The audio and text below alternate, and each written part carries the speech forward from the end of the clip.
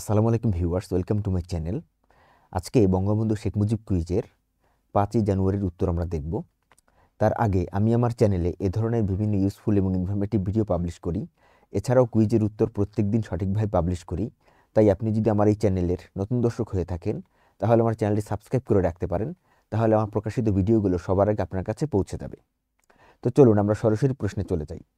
প্রশ্নে বলা হয়েছে 6 দফা দাবি বাস্তবায়ন ও শেখ মুজিব সহ অন্যান্য নেতৃবৃন্দের মুক্তির দাবিতে 7 জুন হরতালের কর্মসূচি ঘোষণা করে আওয়ামী লীগ। হরতাল কর্মসূচি পালন করতে গিয়ে ঢাকা, টঙ্গী, নারায়ণগঞ্জে পুলিশ ও ইপিআরের গুলিতে মনু মিয়া সহ কয়েকজন নিহত হন। মোট কতজন নিহত হন?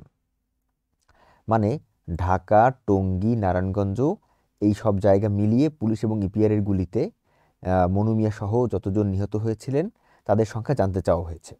এর উত্তর আমরা পাবো এখান থেকে। দেখুন, ইত্তেফাক, দৈনিক ইত্তেফাক থেকে দেখুন। শাসক গোষ্ঠীর এই যে 1966 সালের 7ই জুন 6 দফা দাবির সমর্থনে আওয়ামী লীগের আহ্বানে প্রদেশব্যাপী সাধারণ ধর্মঘট চলাকালে পাকিস্তানি শাসক গোষ্ঠীর মদদে পুলিশের গুলিতে ঢাকা ও নারায়ণগঞ্জে 11 জন ব্যক্তি নিহত হন। তাহলে বুঝতেই পেরেছেন যে আমাদের সঠিক উত্তর হবে 11। তো ভিডিওটি ভালো লাগলে অবশ্যই লাইক করবেন এবং আবারও বলবো আমার চ্যানেলটি সাবস্ক্রাইব করে আমার চ্যানেলের সাথেই থাকবেন। আজকে ভিডিও এই পর্যন্তই। আগামী ভিডিও দেখার আমন্ত্রণ জানিয়ে এখানেই শেষ করছি। আল্লাহ হাফেজ।